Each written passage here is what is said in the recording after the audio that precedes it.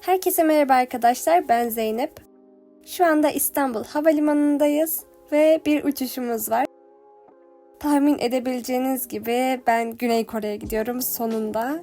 3 arkadaş biz Ankara'dan İstanbul'a yola çıktık. Beraber Güney Kore'ye gideceğiz. Burada biraz yorgunuz çünkü tren ile ilk önce İstanbul'a gelmemiz gerekti. Havalimanına gelir gelmez ilk önceliğimiz yurt dışı çıkış harç pulunu almak oldu. Havalimanının belirli noktalarında bu cihazlardan var.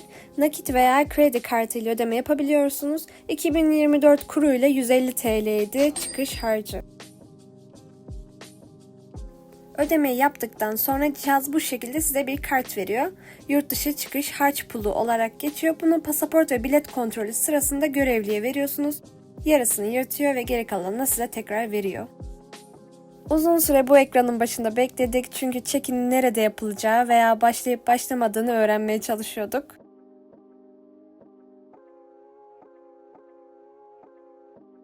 Uzun bir bekleyiş sonrasında nerede yapılacağını öğrendik. Hemen sıraya geçtik. Check-in sırasındayken Çin'den transfer uçuşu olanlara böyle bagaj etiketi verildi. Ve tada! Biletlerimiz bunu alınca içim rahatladı artık. Dış hatlara giden yolcu kısmına ilerliyoruz ve oradan uçağımızın olduğu tarafa geçeceğiz. Fakat orada bayağı bir güvenlik önlemleri olduğu için çekim yapamadım. Güney Kore'ye Çin aktarmalı uçacağız. O yüzden ilk durağımız Pekin. Biletlerimizde biraz sıkıntı yaşadığımız için son dakika uçağa biniyoruz ve şu anda burada içimiz çok rahat artık. Şükür. Ankara'dan başladığımız bu yolculuk neredeyse 3 gün sürecek. Deve ile gitsek gerçekten daha kolaydı. Sonunda uçuyoruz. Bay bay İstanbul.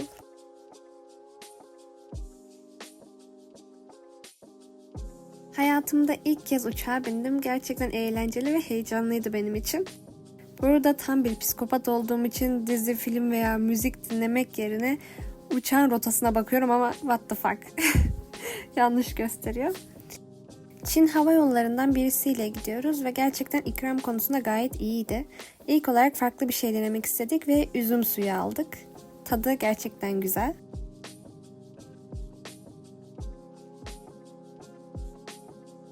İçecek ikramından sonra ilk öğünümüzü dağıttılar. Tavuk seçtik biz. Tavuk seti yanında pilav ve haşlanmış sebzeler vardı. Korkunç göründüğünün farkındayım ama gerçekten tadı iyiydi.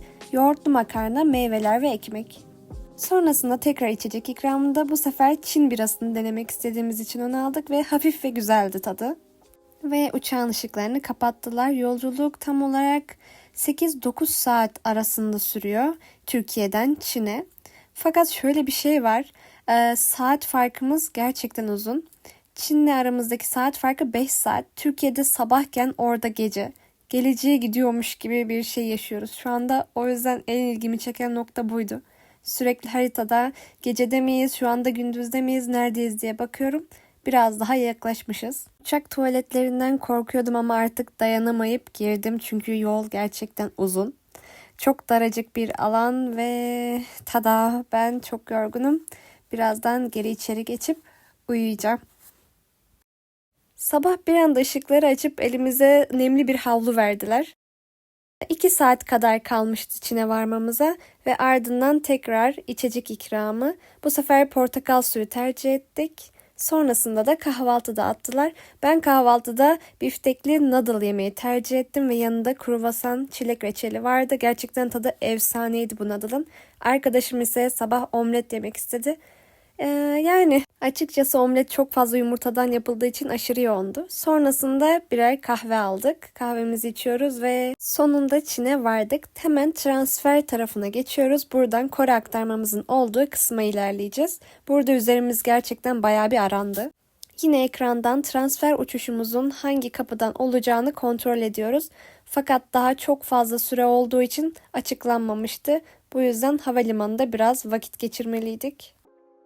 Bu arada Çin Havalimanı'na gerçekten bayıldım. Tertemiz, büyük bir alandı. Çok güzel içerisi. Lavabodan merhaba. Tertemizdi. Burası da aynı şekilde. Sabunlar, peçeteler, her yer tertemiz. Kullanmanız için 2 tane bir klozet şeklinde bir de alafranga şeklinde tuvaletler mevcuttu.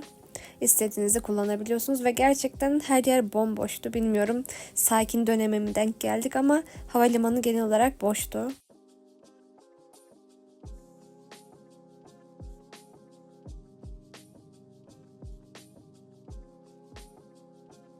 Burada yorgunluğum yüzümden okunuyor. Gerçekten de saat farkı artı uzun uçuş beni birazcık mahvetti. Geri toparlanmaya çalışıyorum. Daha çok beklememiz gerekiyor transfer uçuşunu. Sabırla bekleyeceğiz. Hadi gidelim. Ve size havalimanındaki yerimizi göstereyim. Artık orası bizim mekanımız. Gerçekten öyle oldu. Çünkü 2 kere gittiğimizde de ikisinde de kullandık. Havalimanında üst kısmında böyle ayağınızı da uzatıp oturabileceğiniz ya da uzanabileceğiniz koltuklar bulunuyor. Buraya biz kendimiz mekanı ilan ettik. Şu Eda orada arkadaşım uyuyor. Ben de birazdan onun yanına geçip uyuyacağım. Çok rahat olduğu söylenemese de en azından ayağımızı uzatabiliyoruz, birazcık uzanabiliyoruz. En son havalimanında Türk bayrağı ile kapatmıştım İstanbul'da, şimdi ise Pekin'de Çin bayrağı. Biraz gezintiye çıkalım dedik, daha vakit geçirmeye çalışıyoruz havalimanında. Şimdi size Çin havalimanındaki en sevdiğim özelliği göstereceğim. Burada su sebilleri var. Otomatik olarak sıcak veya soğuk suyu temin edebiliyorsunuz. Böyle minik kağıt bardaklar yapmışlar. Gerçekten çok kullanışlı. İşimize de bayağı bir yaradı. Şu an tek elimle aldığım için zorlandım. Şu Eda'nınkinden göstereyim. Daha önce de izlediğimiz bir videoda görmüştük. Çin havalimanının en güzel yanlarından birisi içerisinde küçük bir Çin bahçesi bulunuyor. Şimdi hemen oraya sizinle birlikte gezelim. Gerçekten içerisi çok otantik. Çin müziği açmışlar. İçeride büyük devasa Çin kapıları, rengarenk ortam. Çin mimarisi gerçekten mükemmel. Burada küçük bir şekilde Çin kültürünü de hissetmiş oluyorsunuz. Saklı. Bir uzak doğu fanı olarak uzak doğunun kapılarını zorluyorum burada. Bu ortam bize Asya'ya giriş yaptığımızı hissettirdi gerçekten de. Burada da bir sürü güzel fotoğraflar çekindik, ortamın keyfini çıkardık. Hatta buraya 2-3 kez gelmiş olabiliriz havalimanında beklerken. Şimdi fotoğraf çekilme zamanı.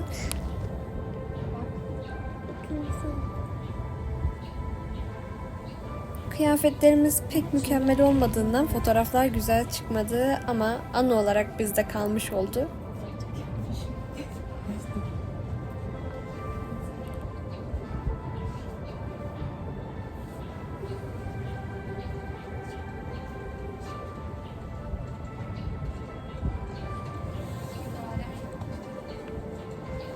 Biraz daha mimariyi yakından inceleyelim. Gerçekten de her yeri ayrı bir detay ve ince işlenmiş. Çatılar, çatıların alt kısımları, tavanlar, pencereler her yerde ayrı. Detaylar ve renkler gerçekten de çok canlı ve güzeldi. Evlerin iç kısmında ise geleneksel masa, sandalye, halı ve tablo vardı.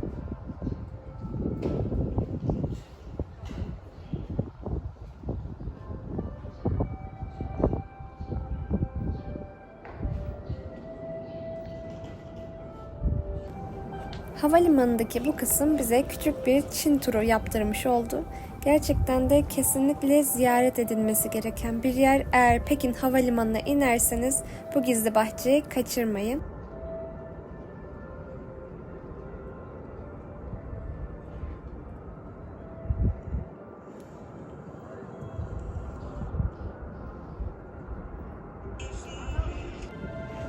Ortamın vermiş olduğu huzur ile diyorum ki burada evet ben buraya aidim, doğru yoldayım. Yani gerçekten Uzak Doğu beni her zaman büyülemişti. Böyle yakından görmek beni daha çok kendisine aşık etti. Huzurlu ortamımızı geride bırakıp havalimanında gezerken küçük bir karaoke bar gördük. Böyle 2 kişilik para attıktan sonra istediğiniz şarkıyı seçip söyleyebiliyorsunuz. Kulaklıklar da var. Biz de biraz eğlenmek istedik.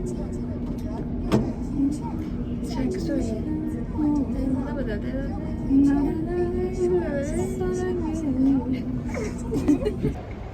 Havalimanında gezinmeye devam ederken Gift Store'un önünde Çin karakterlerini gördük ve aynı bizim gibi turuncu kaşlılar. Buna gerçekten çok sevindim. Bunlarla fotoğraf çekildim. 10 saatten fazla bekleme olunca tabii nasıl vakit geçireceğimizi şaşırdık. Havalimanında bayağı bir turladıktan sonra şarjımız bitiyordu. Böyle şarj istasyonları yapmışlar. Masaların üzerinde prizler var, oturabiliyorsunuz. Evet, ücretsiz bir şekilde telefonlarınızı şarj edebiliyorsunuz. Bu sefer kendimize yeni mekan olarak burayı bulduk. Aktarma için saatlerce bekledikten sonra 2 saatlik uçuşumuza biniyoruz. Çin-Kore arası sadece 2 saat ve gece 10 gibi Güney Kore'ye varmış olacağız. Yolculuğumuz kısa olduğundan dolayı öğünde atıştırmalık tarzındaydı. Sosisli, yoğurt ve kuru yemiş verdiler ama tabii ki yoğurt ne yazık ki Türkiye'deki gibi değildi. Ama sosisli ekmeği beğendim. Hafif tatlı bir tadı vardı ekmeğin. Burada gayet güzel, afiyetli bir şekilde yiyorum. Ve sonunda Güney Kore'yi uçağımın camından gördüm ve gerçekten benim için duygulu bir andı. Incheon Havalimanı'na iniş yaptık. Ortaokuldan beri hayalini kurduğum ülkeye sonunda giriş yapmış oldum. Havalimanında beni arkadaşım bekliyor ve lanet olsun hazırladığı pankarta bakın. Neyse onu affedebilirim. Sonunda onunla da kavuşmuş oldum.